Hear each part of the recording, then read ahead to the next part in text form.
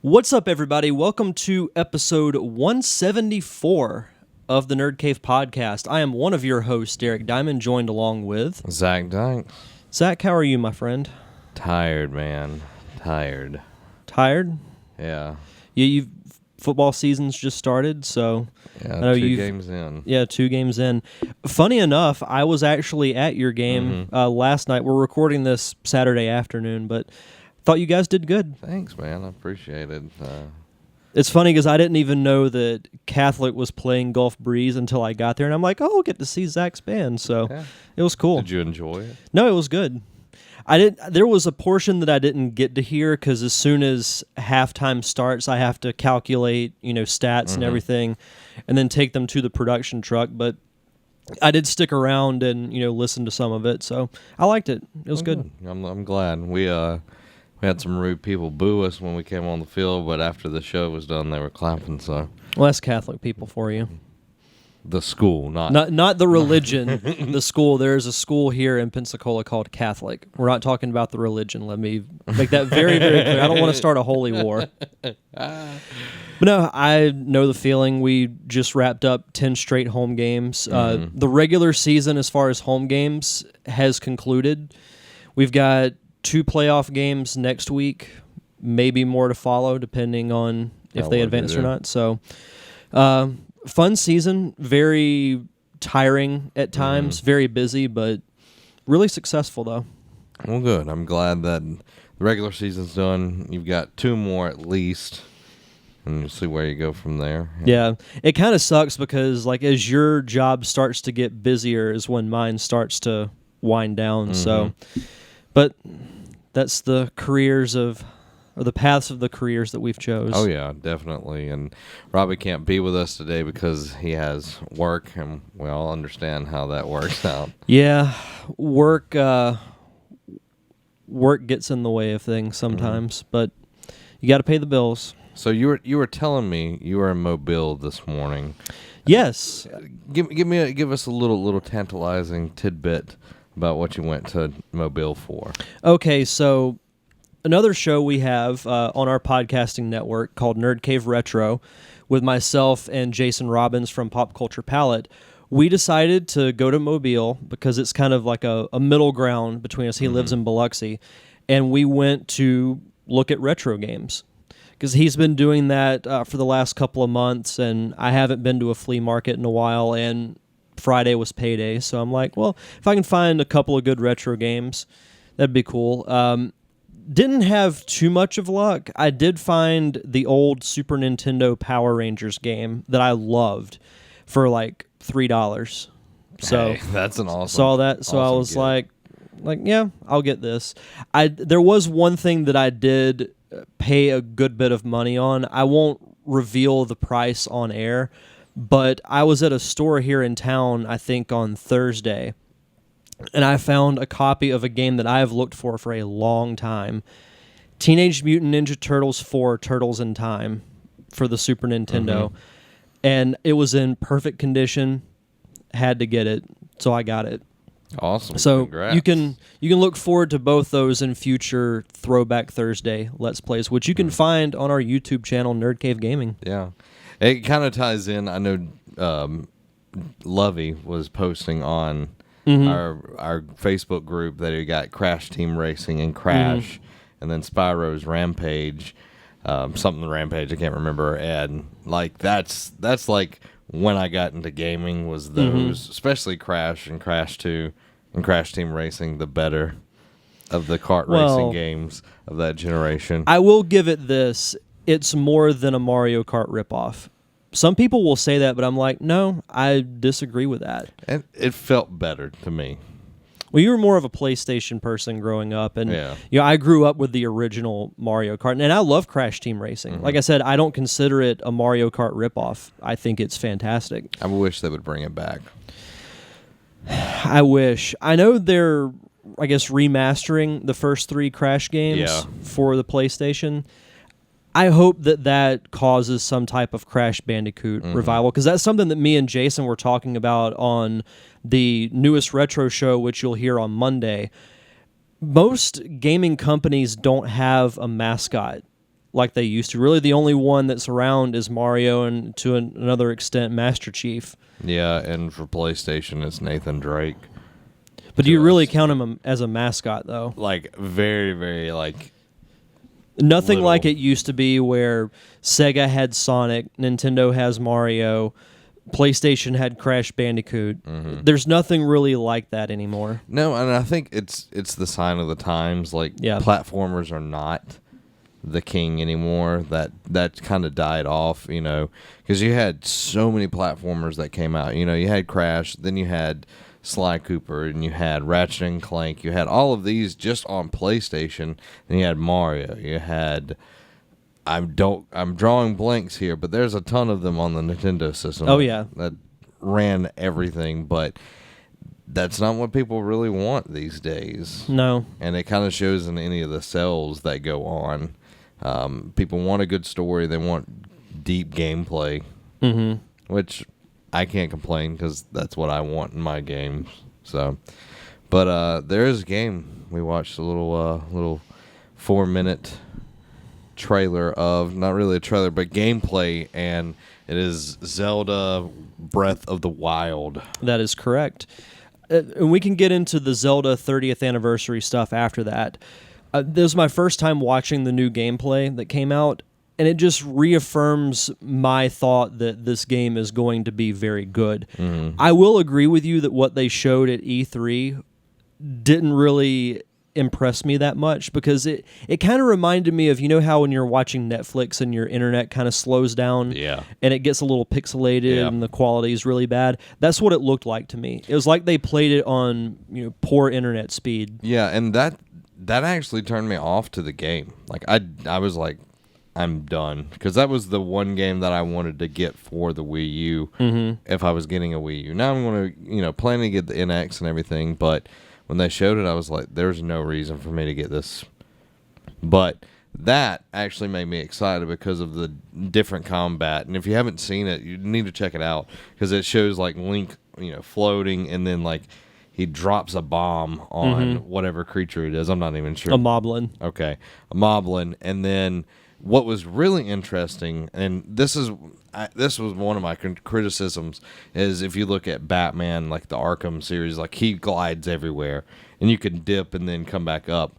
Well, I was like, why can't Zelda do that? This has been old hat for a while, but they actually have it where he can shoot like some kind of, I guess it would be one of his flame arrows or something, and it will catch the ground on fire, and it will make a wind tunnel type deal. Now, I thought that was really cool, a way to like incorporate keeping to be able to fly and everything. So that was really awesome to me.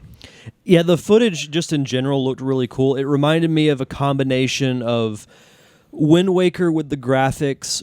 Some of the weapons with the blue explosions and, you know, blue glow had kind of a Skyward Sword look to it. So it looks like they're taking elements from other games, because I've seen stills and video of some of the like friendlier characters that look like they're from other games, like the Koroks from Wind Waker, and those are the only games that they've been in. So it's like they're taking elements from everything. It's got the open worldness, which really the only other one that was close to having that was the original game. Yeah. Because I think except for the last dungeon, you can do any of the other dungeons in whatever order you want. Okay. So it's like they're combining, it's like a melting pot of Zelda. And I think that's the correct route to go. And I think this game is going to make a lot of people happy. Yeah, and this is coming from somebody that's never played a Zelda game. Like, it's taking all these elements that look interesting, and it's making me want to play for the first time. And I know a lot of people, especially you, huge Zelda fans, but never been into it, never been something I've been interested in. But this one actually has my attention now. So. Well, with them just adding so many things to the franchise, and yeah, I know open world games have been done with Elder Scrolls and so many others, but Zelda's the perfect environment to do an open world type game. And I think with this, the possibility of new Mario, new Pokemon at some point. Pokemon would be awesome. I think maybe Nintendo is realizing that they need to come out swinging with this NX. And I know there's all the rumors with the controllers being detachable and the system being portable. I'll say what I've said from the beginning. I'm going to reserve all judgment until they come out and say, this is what the NX is. Yeah. That being said, they need to do it fairly soon because we're in September now. But I will say, I think no later than the end of October, we will know what the NX is. Yeah. I really am interested to see what they do. If it's a portable, cross console type thing, I think that'll be really interesting because if I can take Zelda like that anywhere I go, I'm sold. If it's portable and you can play it on the go and it's good quality and the battery life isn't garbage, this thing will sell. Like it can work. They just have to have the right lineup. They've got to come out with a very strong lineup of games. If they do that, that will be the starting point to them digging themselves out of this hole that they've gotten themselves into. Oh, yeah. 100% agree. And I just wanted to touch back on the gameplay real quick because I know puzzle solving is a huge part of Zelda. That is correct. The puzzle solving actually looked really cool. And him using whatever it is, magic or whatever, and like making the ice come out of the water, that was awesome. Yeah. And it looked like you got some type of magnet where you could just pull a treasure chest out of the water or off of a ledge. Like, that makes it so much easier. I'm sure that's something you get later in the game. But I'm excited. I am too. I'm sure you're excited about these amiibos, though. Zelda 30th anniversary this year. That is crazy to think of. There are 4 new amiibo that are coming out. This was announced in the very recent Nintendo Direct that happened. 4 new amiibos. There's Link from Ocarina of Time. There's a 2-pack with Link and Zelda from Wind Waker. And the one we're looking at over there, the one I'm very excited for, the 8-bit Link from the original Legend of Zelda. And he will look very good next to my 8-bit Mario that I have. Yes, he will. They will have some type of interaction with Breath of the Wild. I won't use them for that because I'm going to get it for the NX. Yeah. But I'll say this. This has always been my thought about the amiibo. Sure, it's a cool thing that it adds a little extra to games, but I just think they're really cool collectibles. Yeah, because that's the only like Nintendo licensed collectibles other than like the really, really like detailed figures that cost $150. Yeah. So I think they're cool. The Ocarina of Time one looks really nice, to my opinion. And it's my favorite look for Link. Like art style, all of it. Yeah. And the 8-bit, you can never go wrong with the 8-bit. People love throwback stuff. But yeah, let's see what else is with Zelda for 30th anniversary. They'll be releasing 3 books teaming up with Dark Horse. Oh, cool. The first one is going to be an art book that I think will have over 3,000 pictures from the history of Zelda, from the very beginning up to now. Okay. The other 2, they haven't released details yet. You can pre-order it on Amazon. I think it comes out in February. Definitely be getting that art book because it's cool seeing the progression of the Zelda art style, because I can still remember reading the manual that came with the original game, and it had like almost like a comic book look to it, with Link, saving Impa, who's Zelda's aide, from moblins, Link fighting Ganon, and then going through the different styles of, Link to the Past, Ocarina of Time, Wind Waker, which is vastly different from all the other ones because it looks cartoonish, which is funny enough because I think it's one of the best Zelda games of all time. Like, it's number 3 on my list, I believe. Because of the ship. Well, that too. No, it's the ship. Oh yeah, the King of Red Lions is awesome. I don't know. I just know the ship that has like a lion head. Yeah, the ship's called the King of Red Lions. The gameplay from that, it holds up so well, and so do the graphics, really. Because I remember when Nintendo announced the GameCube back in 2000, and they showed this gritty-looking Zelda game of Link fighting Ganondorf, and everyone lost their crap over it. And then a year or two later, they reveal what would be the Wind Waker, and people were livid. I remember people were losing their mind on IGN. See, but I understand why they would. Because I do too. They, like, oh, here's this awesome, gritty, dark take on Zelda. Like, oh, here's Link as a cartoon character. Not knocking the game, but I would, if I was a Zelda fan, and they were finally giving you what you want, and to just take that away and stab you in the side. Even I was like, this is an interesting direction, but I ended up loving the game. It's one of my favorites. So I'm definitely getting that book when it comes out, and I'm curious to see what the other two are going to be. Oh, and Skyward Sword, for those of you who own a Wii U, if you're one of 5 people like I am, you can download Skyward Sword on the eShop now.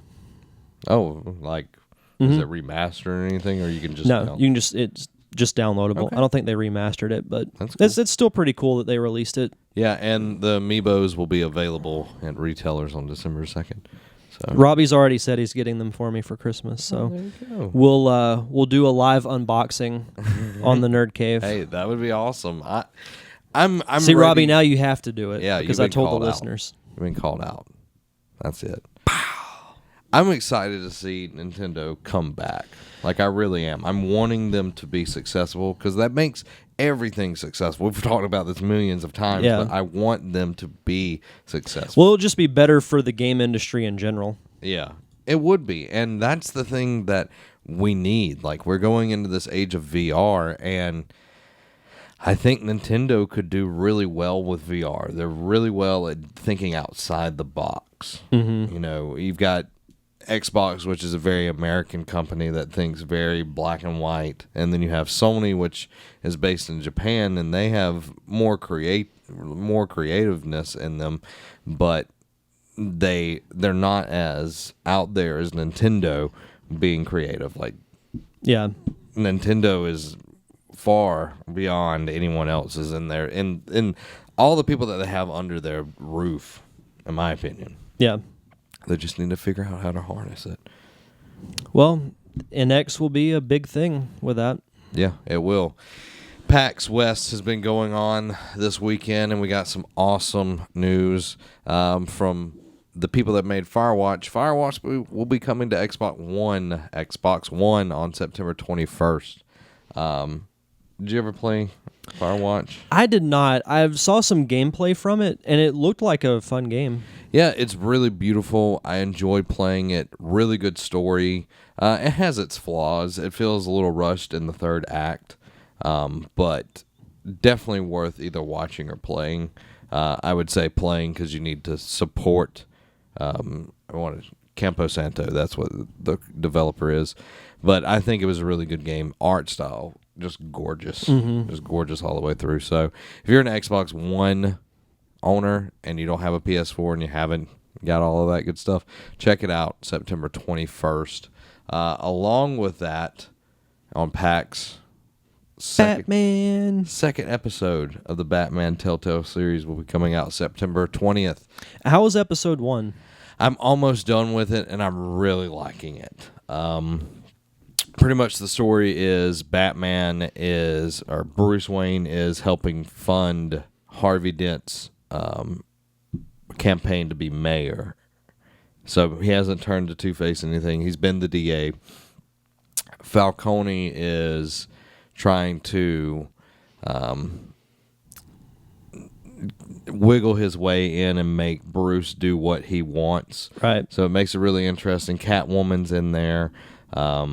So I haven't got all the way through, but somehow there has been links put into place that Bruce's father was in cahoots with Falcone when he ever was, but the police are like raiding Wayne Manor and everything at one point in the game, and it looks really good. It's definitely a lot better running Telltale game than they've ever made.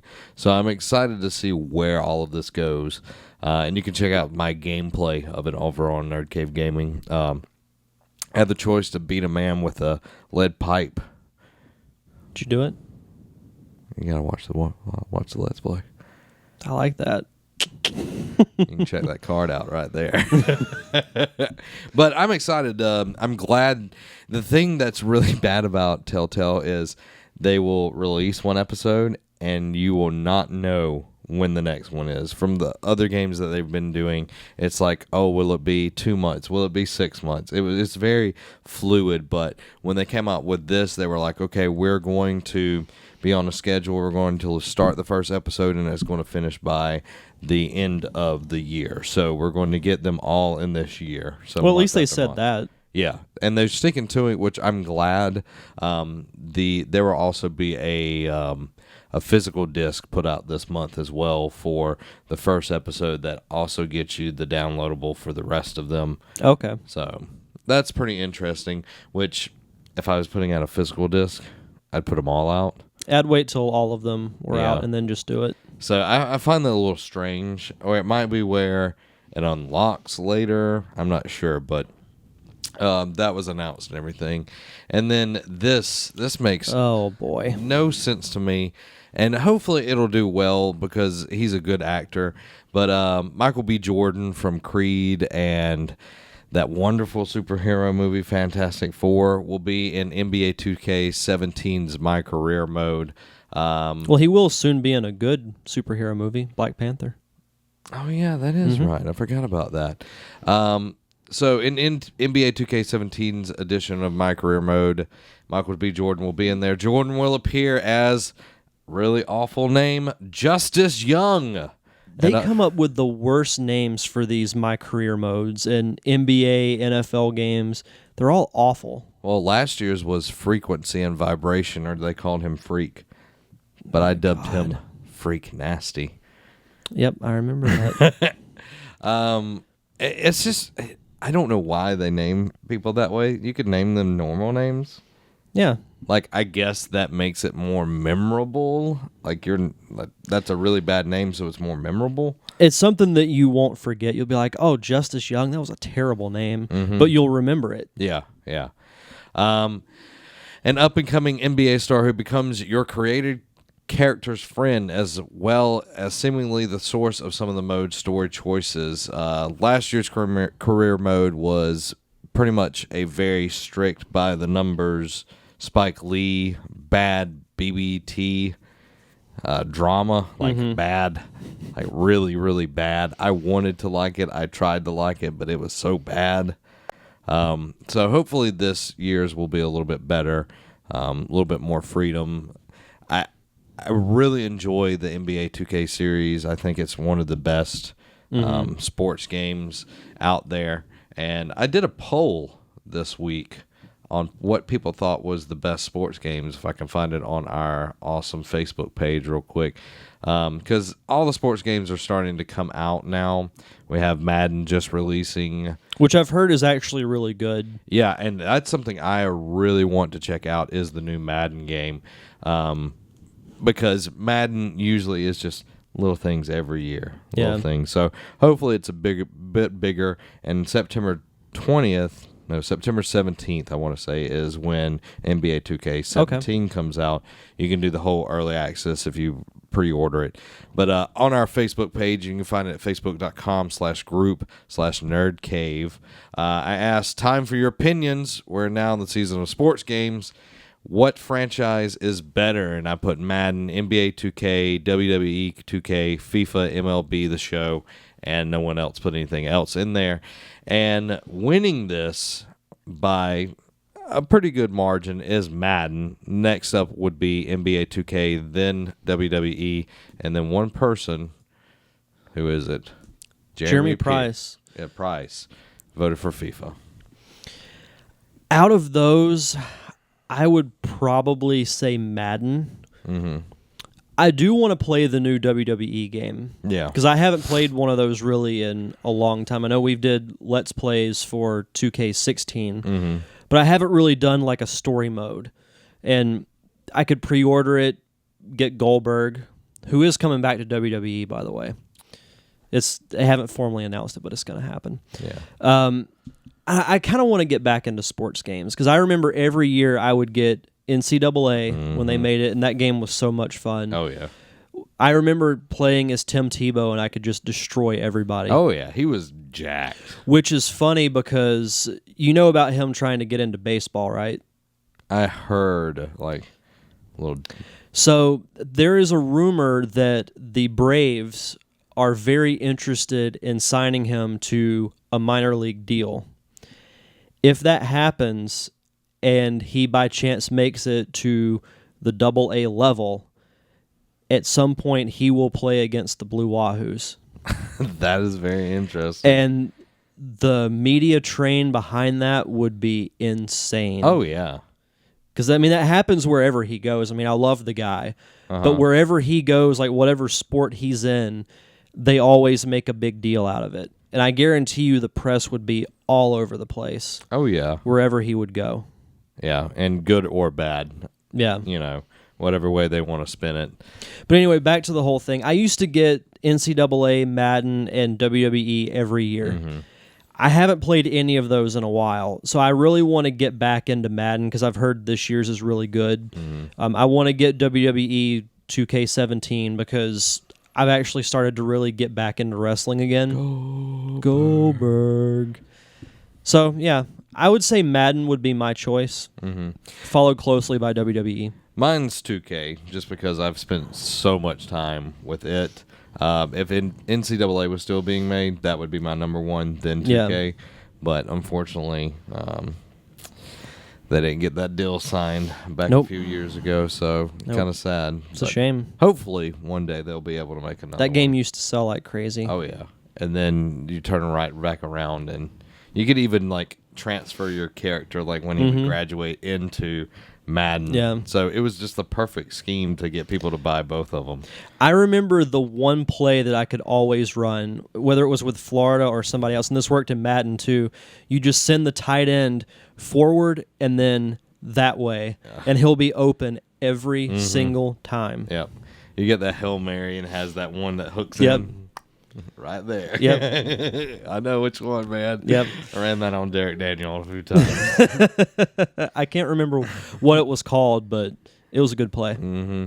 Yeah, I'm not disparaging Derek. Derek's a really good Madden player now, like really good. Mm-hmm. But I remember when Derek was a really bad NCAA player. But yeah, I'm excited. I really, really want to try the new Madden and definitely WWE as well.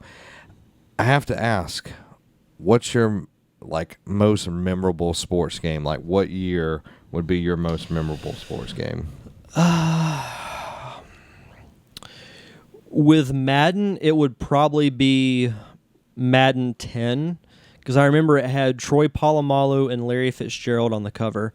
And me and Willis did a fantasy draft where we actually did like an NFL season, but we came up with our own teams and we did a draft. Yeah. And like you'd see like Ben Roethlisberger on the Browns, or you'd see Drew Brees with the Seahawks. Mm-hmm. You know, like every team drafted.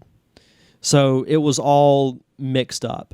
And doing that was a lot of fun. I remember playing it a lot with Jake, Luke, Willis, and all of them. Same thing with the last NCAA that came out. I can't remember what year it was. With wrestling, my favorite wrestling game, believe it or not, was all the way back in the N64 days, WrestleMania 2000. Because I remember you would go through career mode and you could unlock like all three of Mick Foley's personalities, and at the very end, you had to fight Shawn Michaels. Oh. And when you beat him, you unlocked him. So I just remember like creating so many different wrestlers because that was still when WCW was around. So I would create all the WCW guys, and I'd create myself and other friends and all fight each other and everything. So those would be my most memorable ones. Wrestling, WCW Nitro. Yep. Was such a good one. Like, I remember you could put in the code and get like Santa Claus and the Mm-hmm. polar bear and all of that. Played that one a lot. WCW Mayhem. I actually saw that at the flea market today. That one is such a good one, and I remember getting it, and it has like the very intro is like them building Goldberg, like to like do the match or whatever, and like he's like breaking out and like what the hell, and I always would mute it because I wanted to see it, but I didn't want my mom hearing the cuss word. But love that game because that was the first WCW one that had character creation in it, so it was really really fun getting to play with it. NCAA, pretty much any of them. I played all of them, just a ton of them.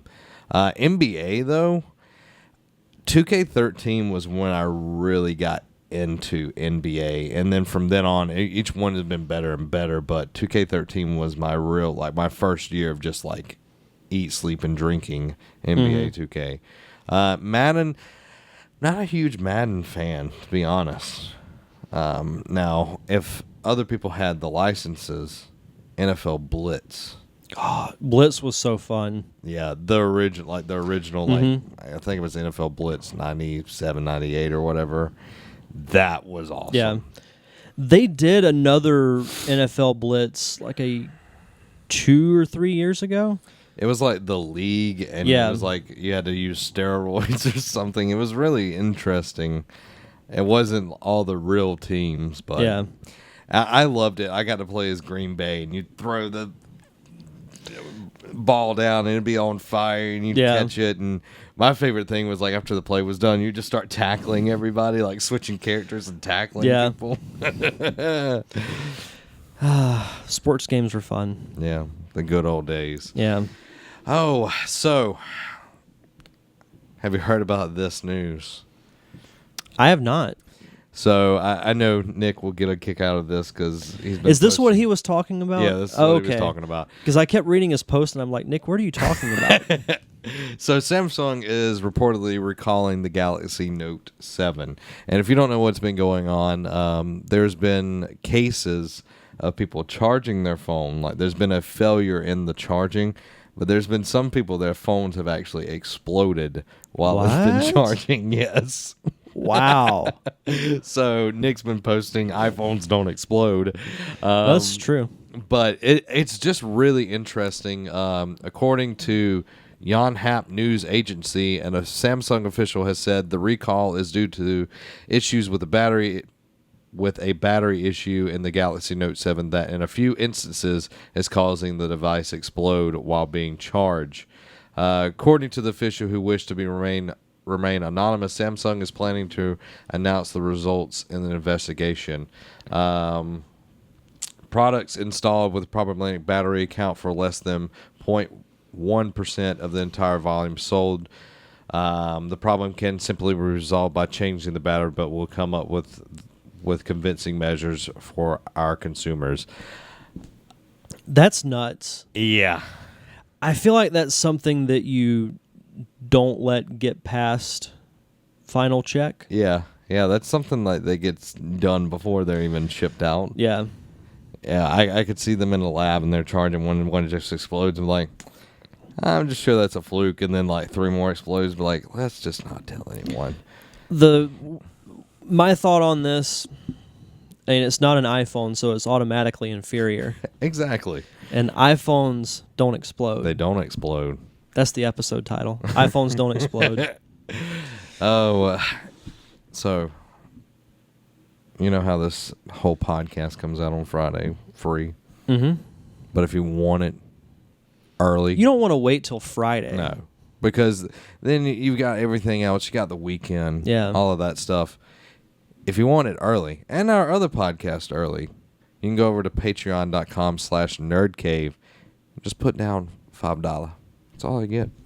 $5. And you get a bonus episode each month, which this bonus episode for this month is with Jeremy Branch of Be Terrible Studios. And it was a very good episode. Very good episode. We talked about what our greatest fears were. It usually goes from not serious at all to just, and then you bring in the heavy hitting topic. Exactly. I hope you do that every month. I'm going to try to do it every month Good. until I run out of serious things, and it's going to just get really off the wall. Then we're just going to get weird. Yeah, weird. Weird. But yeah, check us out over at patreon.com/nerdcave. Guys, you can find from early access to awesome things from where we're sending you stuff. If you pledge $15 or more, when you get 2 months in, you get one of our awesome t-shirts. So make sure you're doing that. Help support us, keep the lights on, and help us achieve some of the stuff that we really want to do in the Nerd Cave, because we've got some pretty lofty goals. We do. Lofty goals. That's how you do it. But big shout out to all the people that have been supporting us in August. I appreciate it and look forward to what we can do this month. Absolutely. In September. But moving on, we've got some questions. Asking all them questions if I can get up to it. There we are. There we are. So every week we ask, what's your topic? What's your question that you want us to talk about? And surprisingly, Derek Daniel doesn't have 5 of them on here this week. It's not a thesis. Yeah, it's not a thesis, which is very, very interesting. He says, in the spirit of college football, any sleeper teams that you have making the playoffs? Well, I will say this. If you were listening earlier, you heard a ESPN notification. This was breaking news. Number 3 Oklahoma upset by number 15 Houston, 33-23. And it's Houston's first win against a top 3 team since 1984. Dang. Which I've been hearing good things about Houston. I mean, they were pretty good last year, and they brought their whole team back. So, I mean, they could be a possibility. I will say I haven't followed the whole world of college football as much as I have in years past, just because I've been so busy with work. Yeah. I'm excited to see what Florida does. Oh, yeah. Because I really don't know a whole lot about them for this year either. We got a really good stable of quarterbacks. Well, I mean, they can all be better than Trayon Harris. Well, we have 3 or 4 that are really, that can be pretty good. Yeah, really top line quarterbacks. Yeah. So we'll have to see. As far as sleeper teams, I'll go with right now what's going to be the sleeper pick for at least probably the next couple of weeks. I'll go with Houston. Okay. I'm going to say Florida. I hope you're right. I'm going to say Florida. Florida's going to be very good this year, and they're going to be top-notch. I really hope so. And I'm getting to see them next week, so. I'm so jealous of that. You get the box suites and everything. You know. That's awesome. I did ask our awesome community, and we'll come back to Derek's second question. Who do you think will win the national championship this year? Devin Bracken said Troy University, of course. My alma mater. The sound of the South. You know, anything's possible. I would love to see Troy make a run for it. I think in about 15 years they'll be able to. I really do, because they're getting such a big alumni base, and the bigger your alumni base is, the more finances you can pull in from that alumni base. So in 15 years, I see Troy being one of those schools. That would be insane. Mm-hmm. Like, people around here would go nuts, because I know so many people. I work with several people who went to Troy. Like, my uncle went to Troy. Mm-hmm. You went to Troy. That would be insane. I know a guy named Troy. I do too. He didn't go to Troy. No, he went to USC and he played for the Pittsburgh Steelers. Ow. Robbie Rawls said if Houston can fix their defense, they could do it. I think they fixed their defense today. Ryan Bird said LSU, Gauks, Tigers. That's how I read it. No, LSU's not going to do it. Yeah, LSU. Adam Gumbert said Ohio State. No. Hopefully not. And Robbie replied to that, they will lose to Michigan. I agree with that. Chris Pierce said UNR. What is UNR? No idea. That sounds like a terrorist organization. I'm going to just sound... Or a really bad hospital. Yeah. Robbie Rawls said, but I hope it's Alabama. And then Alan Roberts said, I'll let you know after the Alabama game tonight. I think they have to be considered the favorite right now, but anything can happen in college football. I mean, look, I just read the number 3 team got upset by number 15. Yeah, so anything can happen. It's way too early to tell. I'm going to resist that joke. Then he also said, any teams that are favorites to win or make the playoff you feel might either not make it or be disappointments. Well, Oklahoma's not going to make it now because they're in a weak conference and they've already had one loss, so they're done. Yeah.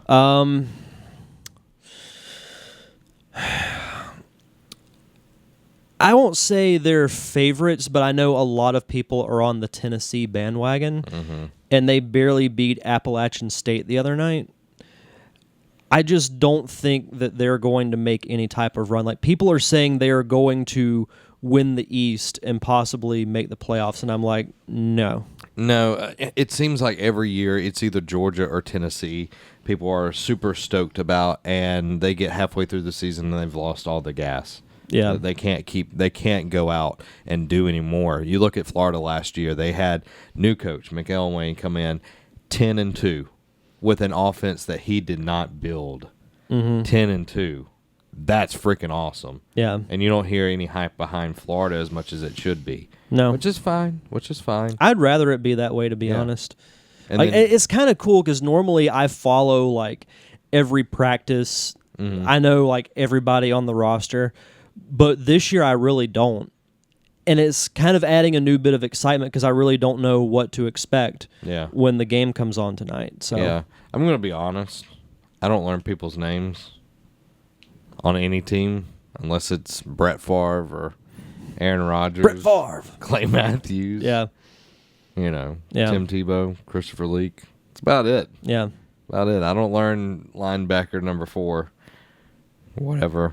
It's not me. It's all right. That's not my kind of game. But little fun quiz here. What's Tennessee's fight song? Rocky Top? Nope.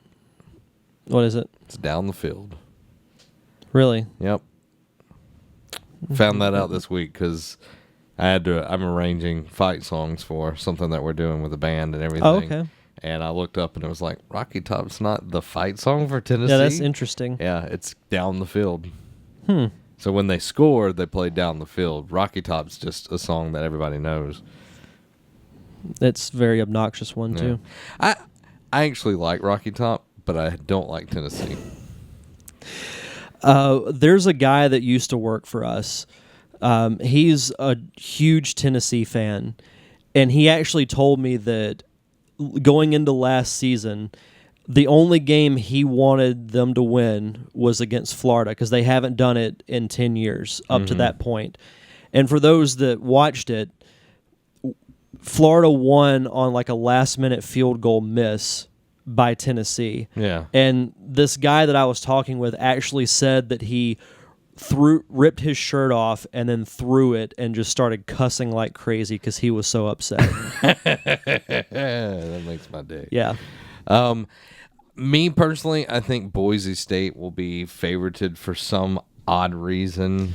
They haven't been relevant in a long time. They always. It's somehow always Boise State gets favorited for whatever reason. I think it's the blue field. I think it's blue meth. Could be. That's what I think it is. Sounds like I need to go to Boise State. I don't know. Like, pretty much anybody that's not in the SEC or ACC are kind of irrelevant in football, in my opinion. You know, USC is always out there. Notre Dame is usually a bigger name in there. You know, you've got Oregon, the Ducks, and those are usually your outliers. With the West Coast, you've got USC and Oregon. Notre Dame will always be relevant because they're Notre Dame. Yeah. Ohio State. Yeah. Michigan. Yeah. Michigan, I think, not this year, but next year could win it all. I just don't want Ohio State to win anything. No. I'm being honest, just because of what Urban Meyer did. He's a jerk. He's a jerk. Yep. Big old jerk. He's a jerk face. Yeah. Any other questions? Who would you think would win? No, hold on. I'm going to give you who the opponents are. Urban Meyer versus Steve Spurrier in a fisticuff. Oh, Spurrier would kill him. Because Spurrier, this is what would happen. Steve Spurrier to me is a lot like Ric Flair. I'll use a wrestling term. He will low blow, he will chop, he will bite, but I would love every second of it. Oh, yeah. See, the difference between those two is people will call Steve Spurrier a jerk just like Urban Meyer, but at least Spurrier's honest about it. Yeah. That's the thing about him is that he will tell you what he thinks and he does not care what you think. Yeah. The old ball coach. Yeah. God, I love Steve Spurrier. There was a press conference he did. Something happened to the Auburn Library. And I think it like caught on fire or something, and there was like fire damage to it. And he said, it's a shame that Auburn's library burned because they hadn't finished coloring in all the books yet.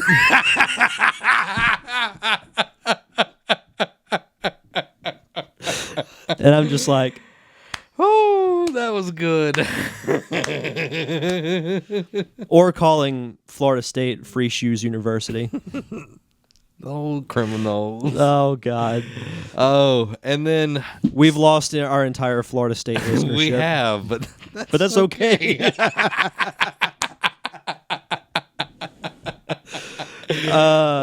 Jinx. Sarah Ann Myers, this will be our last one. She said an interesting article about a town in California that wants to change their name from Lompoc to Pokemon. In an effort to capitalize on ongoing popularity of Pokemon Go, augmented reality video game officials at the Lompoc Valley Chamber of Commerce and Visitors Bureau are planning a proposal for the Lompoc City Council to approve the official, albeit brief, change of the city's name to a variation of Pokemon. We don't want to put the cart before the horse, Chelsea Cohen, executive assistant, blah, blah, blah. We want Nintendo's approval before we move forward with anything. We realize that it's a quirky idea, adding that more information, blah, blah, blah. What do you think about that? I'm still laughing I about am the too. Auburn coloring book joke. I get it. Mm-hmm. Capitalize on popularity. But I don't think it's a good idea just because eventually the popularity will die down. And then what are you going to do? You're still going to have your city called Pokemon? Yeah, I can see why. I don't think it's going to bring any kind of revenue into the city. Here's what they should do. Maybe do like a weekend where they change the name to Pokemon and they do like a huge town-wide Pokemon Go event. That would be cool. You can market the heck out of that. Mm-hmm. And then do it like a Friday through a Sunday, and then Monday it goes back to its original name. Lompoc. Yeah. I mean, that's what I would do. Chicken pock. Chicken That's what I pox. would change it. Chicken pock. Chicken pot pie. I could go for some chicken pot pie. I love that picture, by the way. Oh.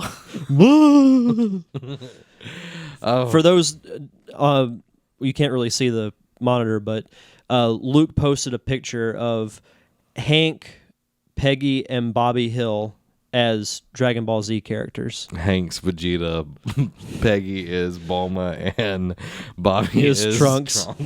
It's great. I'm the Prince of all Saiyans, I tell you what. Propane. Propane accessories. Oh, guys, if you want awesome content like that we're looking at right now, you can check it over at facebook.com/nerdcave or search Nerd Cave in the search bar. Guys, you can go over support us at patreon.com/nerdcave. You can get this episode early and all of our other awesome content as well. September bonus episode. The higher you go, it's all listed out there. We have a goal, all of that good stuff. Check it out. And guys, if you can't support us over there, we understand. You can get this on Friday. All of it, one place. YouTube, iTunes, Stitcher, everything. Google Play. But we also cut it up segment by segment throughout the week on YouTube. So if you're just curious that day, be like, what did they talk about? Did they make fun of Auburn? If that question is burning in your mind. I feel like, no, I won't go that far. I was going to say have a coloring book thumbnail with the Auburn logo on it. iPhones don't explode. Oh, God. Oh, so where else can they find us?